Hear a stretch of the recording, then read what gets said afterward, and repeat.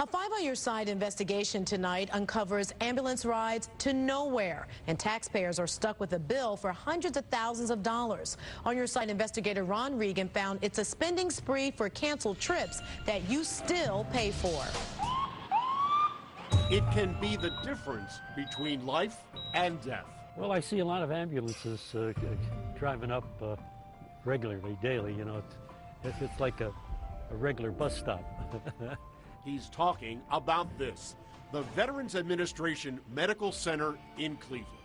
Taxpayers spent $529 million last year providing veterans with medical care they need and deserve.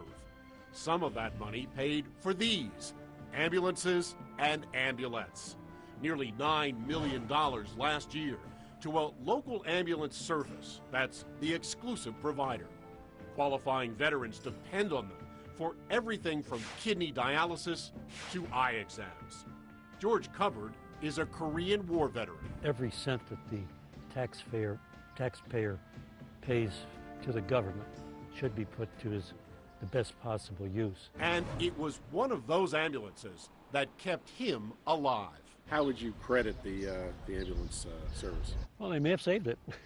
But we found they're often driving all over Northeast Ohio empty. We reviewed the VA's own records. We found ambulances and ambulettes are often canceled on scene, wasting more than $500,000 in just the last 3 years. That's an awful lot of money.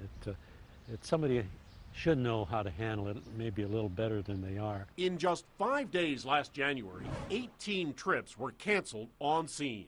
The VA paid more than $6,000 for nothing.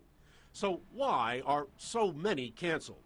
Among the reasons, 84 sent to the wrong address, 236 patients not at the location, 579 already hospitalized, and on 18 occasions, even to the homes of dead veterans who had previously passed away. The remainder ranged from patients refusing to go to no one at home. But the VA signed a deal requiring reimbursement for canceled trips. And veterans say the VA's poor management is costing tens of thousands of dollars that could help with their medical expenses. It's a waste of taxpayers' money, it is. Big surprise. It's a big waste, actually. I would call it a waste because I could be getting some of that money. The VA hospital declined our repeated request for an on-camera interview, but insists veterans are called the day before a scheduled appointment to remind them. Meanwhile, the VA continues to spend taxpayer dollars for trips to nowhere. Well, I don't think it's doing the veterans any good. The VA also told us they placed that order for ambulances just 24 hours ahead.